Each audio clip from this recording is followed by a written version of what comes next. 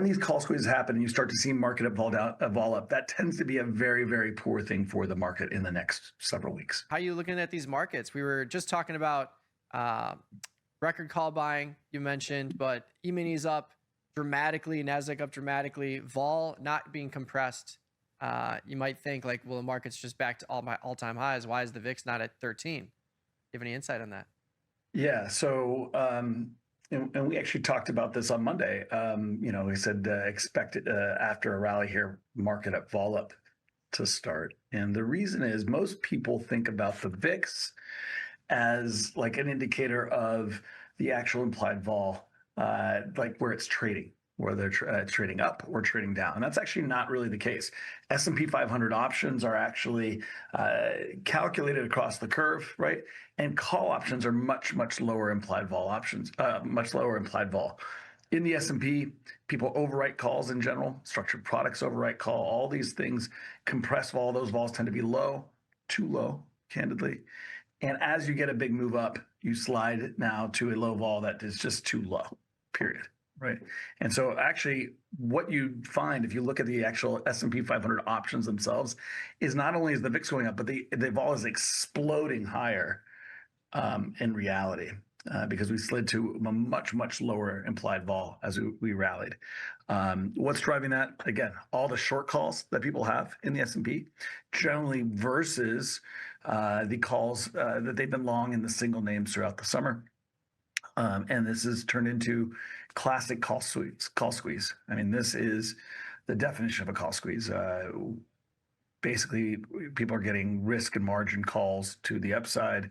People have to cover the short calls they have because all the long stock they had went away. And if they overwrote calls, they are being forced to buy them back in.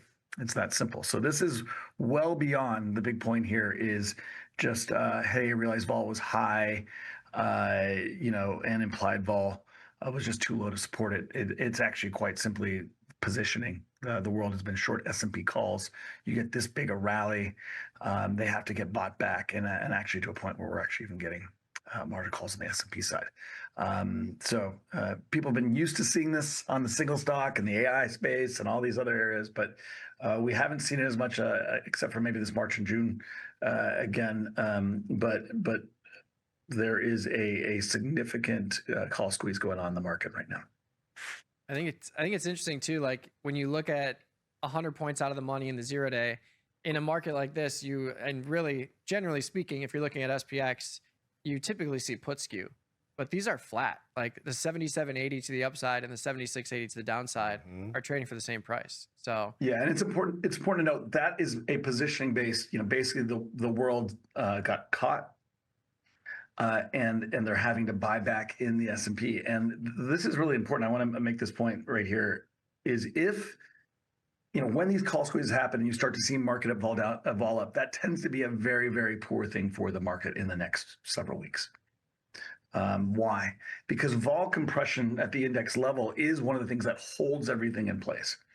And the more implied vol expands at the index level, and by the way, it's expanding on a fixed strike basis. I really want viewers to start to think about fixed strike vol much more than it is at the VIX level. You may be like, oh, the VIX is going up. That's interesting. No, it's actually exploding higher from a fixed strike. Well, hold on basis. a second, Jim. I think you got to explain fixed strike vol for our crowd. I don't know if they really fully understand that concept. You have skew in the S&P 500 in most indexes. So downside puts are higher than upside calls. And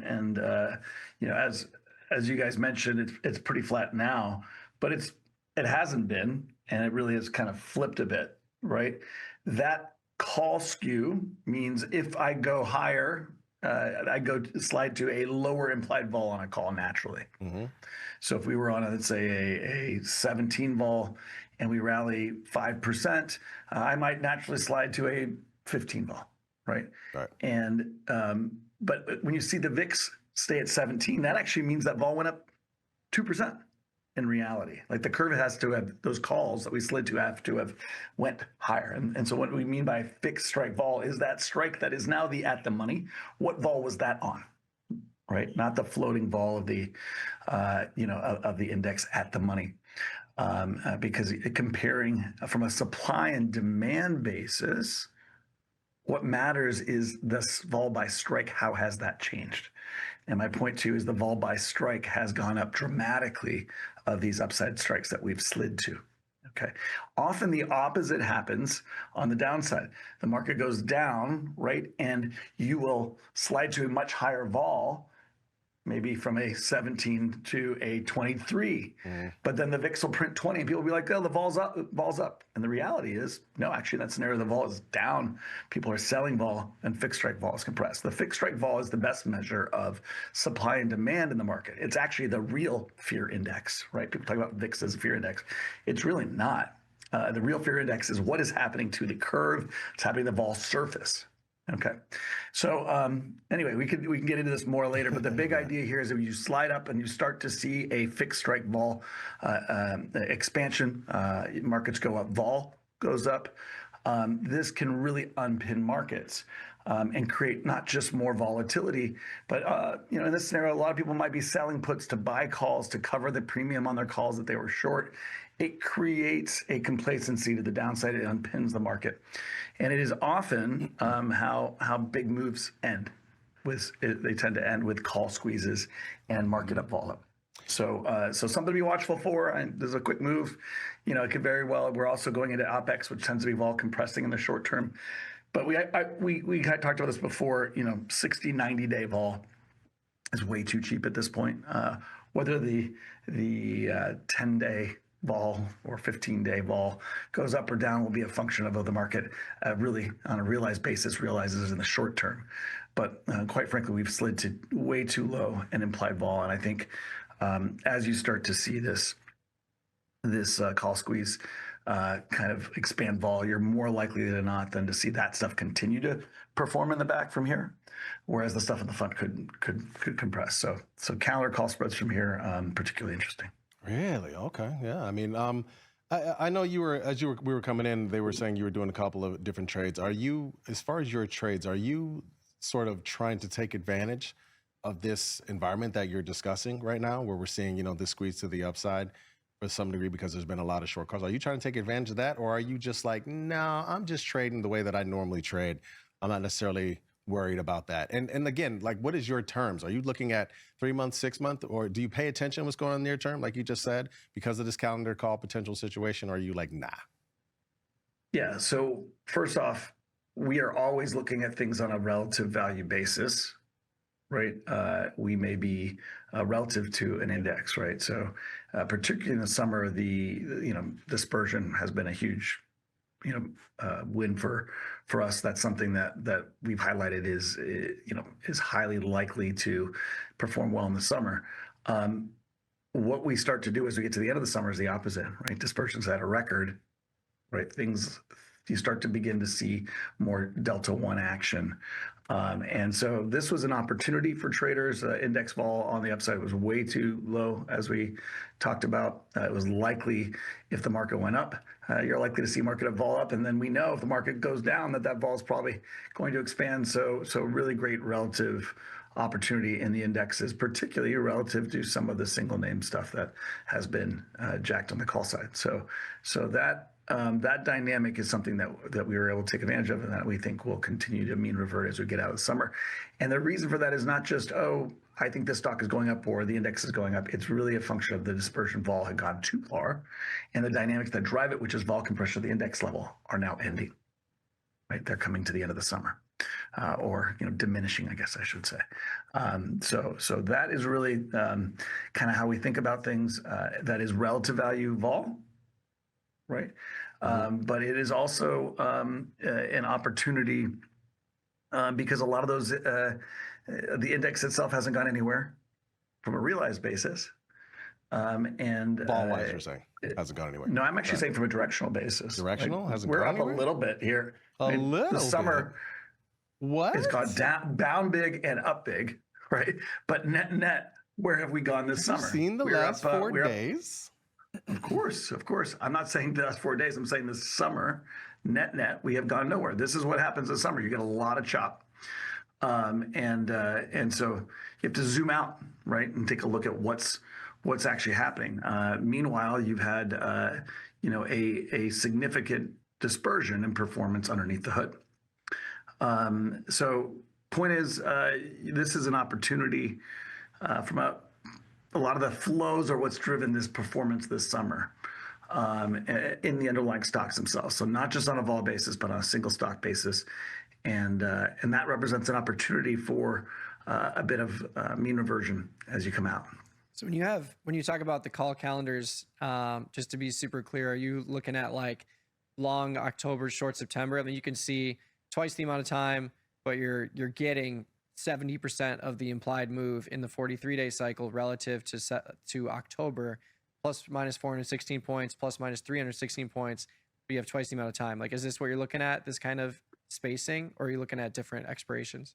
I would prefer to have our shorts much closer. So we think implied vol starting to go up. So we really want to be, August OPEX, maybe end of August OPEX, but really basically end of summer.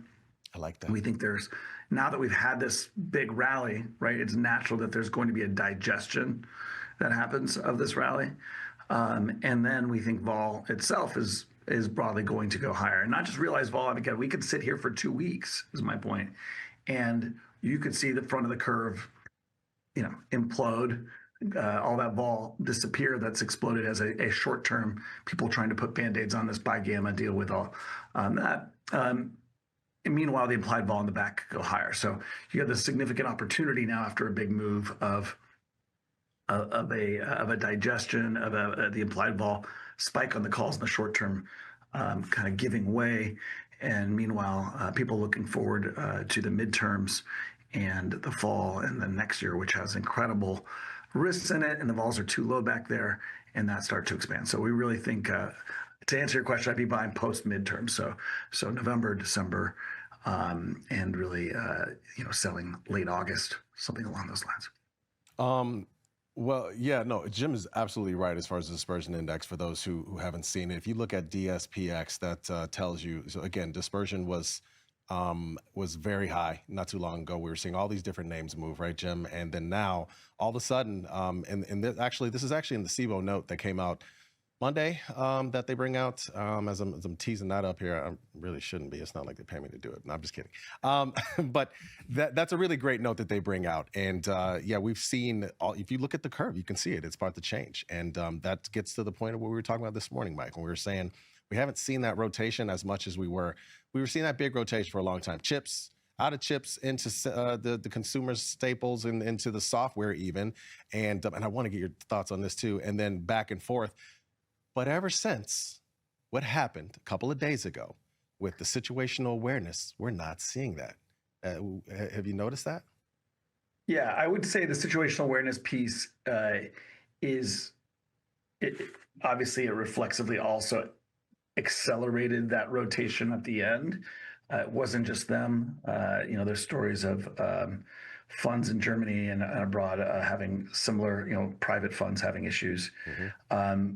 But the original reason for that rotation, I want to be clear, was positioning in the market, right? This is something the fundamental guys who are like long haul, like AI is going to do X, Y, Z over the long term because of these are the winners, and this is how much earnings they're going to make, right? Fundamental view. A lot of these guys don't know about positioning, don't think about positioning, don't understand the amount of volatility that could happen as a function of it, and they're over levered, and so those things led to that decline. I want to be clear that wasn't the cause. I think it was more of a final effect. But and because of that, I would argue that the structural effects that started that, which are still in place, all the call buying and the single names are still in place for at least another month here. And so those are on a rotational momentum basis, still an overhang. And so I just want to dismiss the kind of, oh, well, Leopold has blown out, everything's good. That was the cause. That's what drove the decline. That was part of it at the end. But the structural primary part of why that rotation happened, why that's likely to still be an overhang, are still in place, which is massive call positioning, dealers massively short at the momentum level, semi, memory, whatever level. And those things are still in place. And I would say at least for the next 2 to 4 weeks, that's going to be a headwind for, despite the great 2-day, let's say, performance for momentum. I would also highlight the first 2 days of this rally didn't look particularly good for momentum. But isn't that usually how it kind of goes, though? It doesn't start out like gangbusters, right? It looks like nothing, and people sell into it, and then not usually the winner, the loser. Right? Yeah, sometimes I would say a lot of times you see the opposite, right? The biggest losers become the biggest winners in a V bottom, right? But my point is, just watch that momentum trade closely, not just the move of the index, but what is momentum doing? And look at today. The Nasdaq's up 44 basis points. The S&P's up 61. Kind of interesting, right? Yeah. Particularly in a call squeeze. Yep. So my point to you is just watch that closely here. I actually think there's a lot of still overhang there, and the same things that drove the initial rotation, against it are still in place here into this rally. And if anything, all the call buying in that area is going to force another wave of that, and that's dangerous. So just be careful that, what would happen now if after this 4-day big rally, where it shows momentum still dramatically underperforming over the course of the summer, not in this 4-day window, but the course of the summer, what would happen now if that rolled back over on a momentum basis? That doesn't look very good. It's precisely as you had market up, vol up. So just be watching that. It's an interesting kind of important part of the story that a lot of people aren't watching. Well, I mean, this is definitely playing into your summer thesis that you laid out the last time you were here. So kudos so far. And thanks, buddy. Jim, just one time, I want a guy that owns a fund like this, situational awareness or SBF. I want him to look like a model. Just one time, like one time. Yeah. No, that's he not only, I think somebody posted this on Twitter, but not only did he not have situational awareness, no social awareness, exactly. That's what I'm saying, man. Like, why can't, you know what? It's just it's part of the. You gotta be a bit of a nerd savant to get in that position, I guess. But yeah, why can't you have both? I don't know. Maybe one day. Hey, there's black swans that have happened elsewhere. Maybe that's what we're going for in the future. But Cem, appreciate you. Good to see you, man. Monday show. Likewise. Loved it. And you can catch Cem on the Monday shows, of course, Monday 3 p.m. Central. Always talking volatility, options, macro.